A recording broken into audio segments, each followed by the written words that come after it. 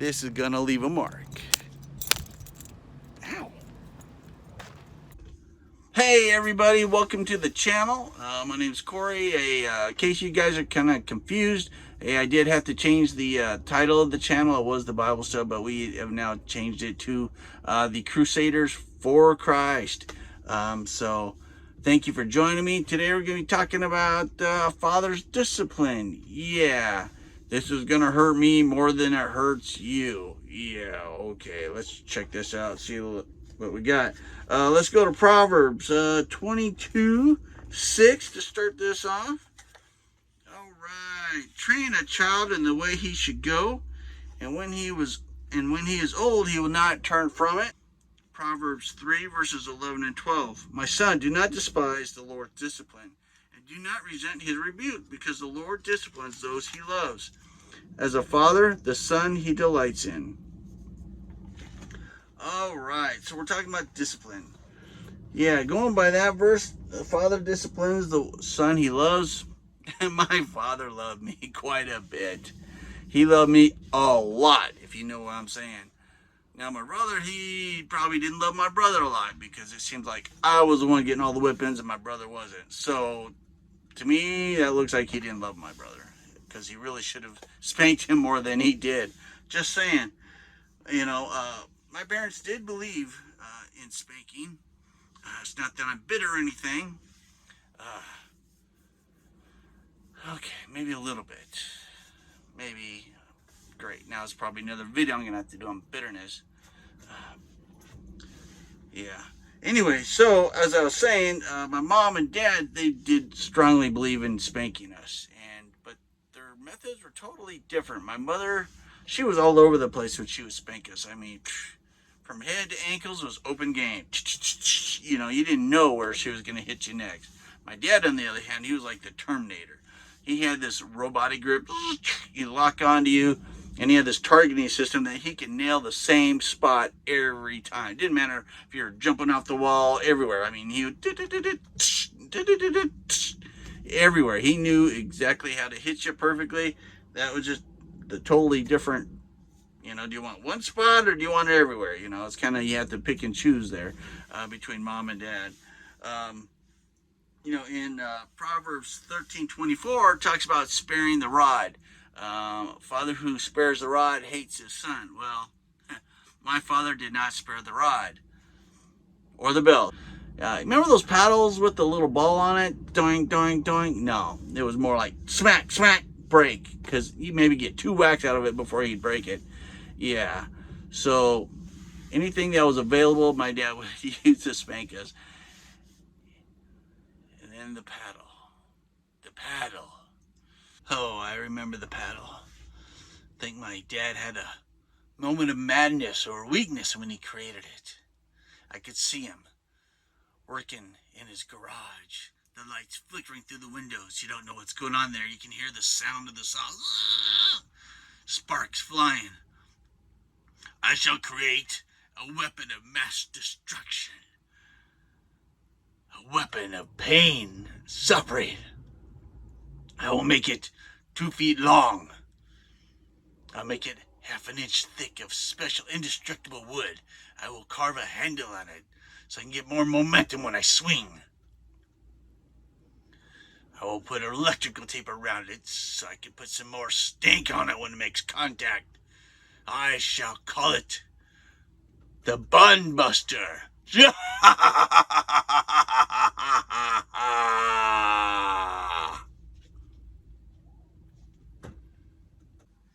But then, after a while, the paddle mysteriously disappeared. No one could find it. No one knows where it went or how it disappeared. They even sent Indiana Jones on a crusade to go and try and find the lost paddle of destruction. But no evidence was ever found. But there is evidence. There is evidence. Trust me. My rear end still has the ridges on my butt from the electrical tape.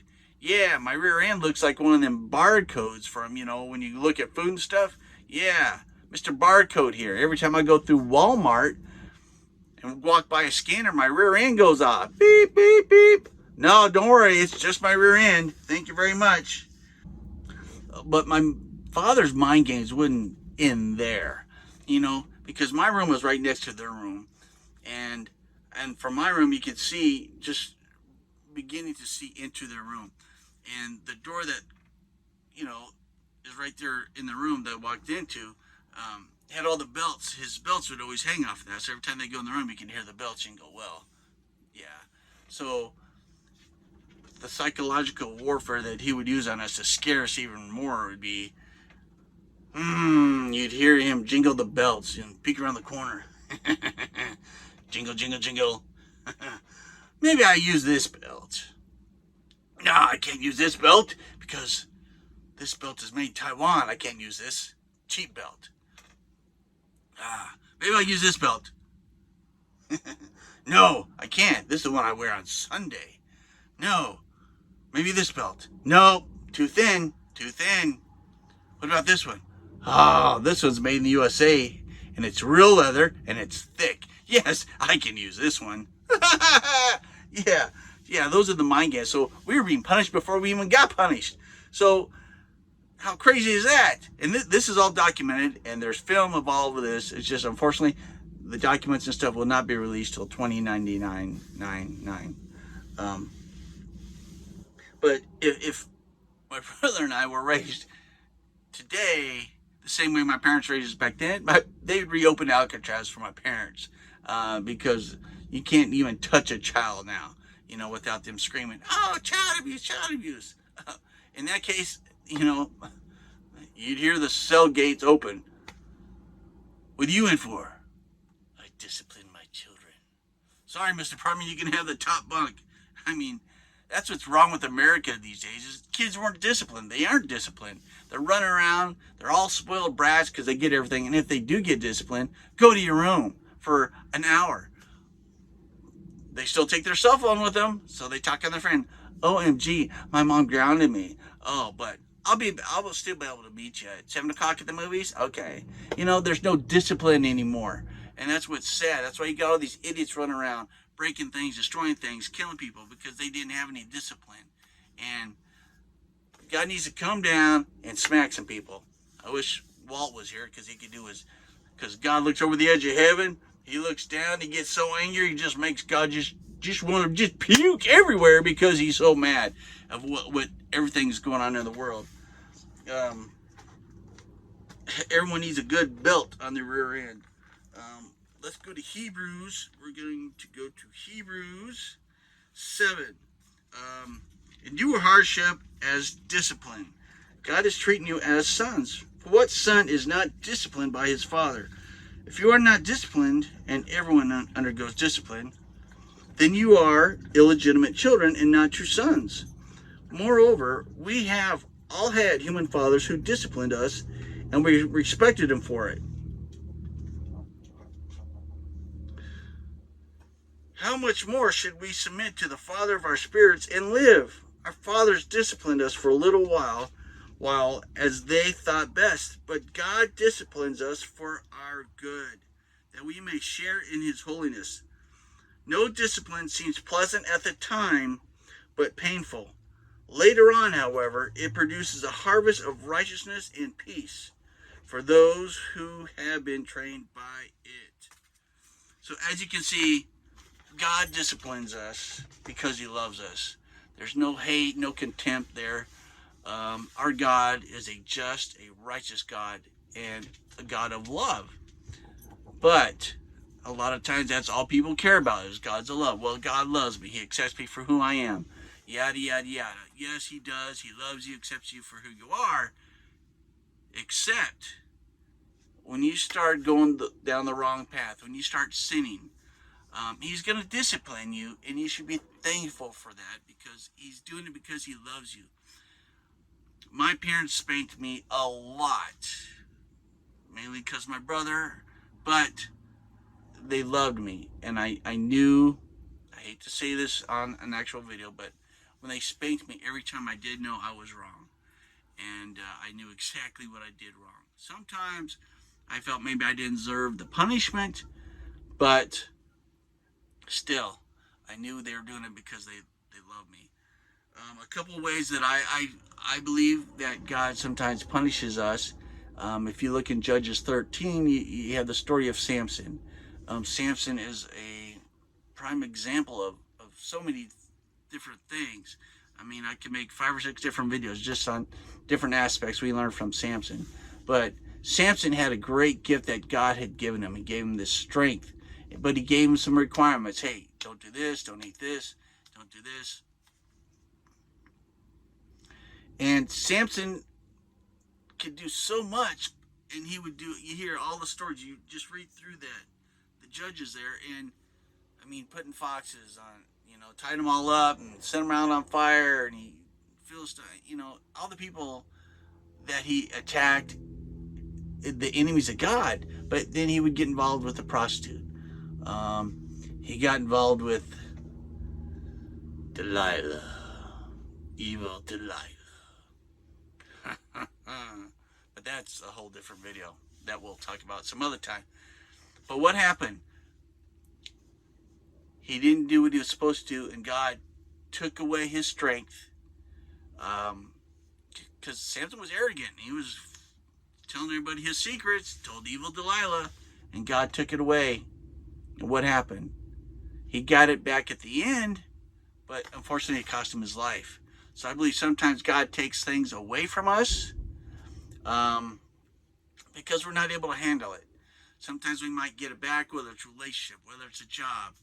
Maybe we adore that vehicle way more than Christ, and God's like, okay, I'm going to have to take that away from you until you can show me some respect.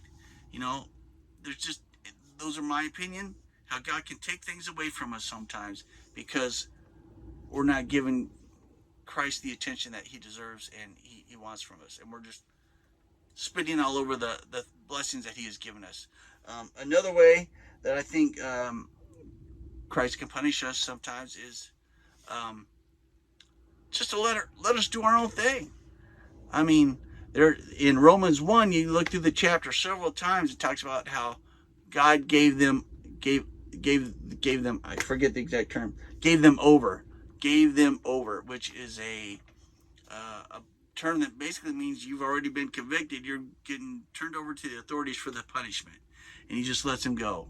How many times in our lives have we just continued to do the wrong thing, and God might just go, all right, I've tried to help you, I've tried to get your attention, I've tried to help you through this, but you keep doing this, so all right, fine, you want to do it your way, you go do it your way, and we're going to see where you end up. And then we just end up messing our lives up, messing things up, our job, our relationships, just different blessings we could have had, spiritual blessings where we could have gone closer to God, and instead we messed it up. We could have had that awesome job in that awesome place, but we weren't paying attention. We weren't doing what we should have done. And God's like, all right, fine, I'll let you go down this path. Instead of going down this path I had planned for you, you go down this way, and you end up in destruction and despair, depression, when you could have been happy and had peace inside and joy inside of you. And I think God does that sometimes, but he's always there ready to give us a hand to help us back up. But we have to come to that realization. Again, those are just a couple of the ways I believe that God can discipline us sometimes. I'm sure there's a lot more, and I didn't have too much time. I could have dug up and found a bunch of other reasons, and I'm sure you guys have a lot of reasons. So I'd be curious to see. Put some comments down below. Let me know what you think. What are some ways that God might discipline us, or maybe God you feel has disciplined you? So put them in the comments. Please hit that like. I can't even talk. Hit that like and subscribe button. If you know somebody that this video would be good for, just share it. And again, I thank you so much. Every time you guys watch a video, it really blesses me and helps me out. And I love you guys. We'll see you next time. Crusaders for Christ. See ya. Love ya. Peace out. Love ya. Peace out. Something like that.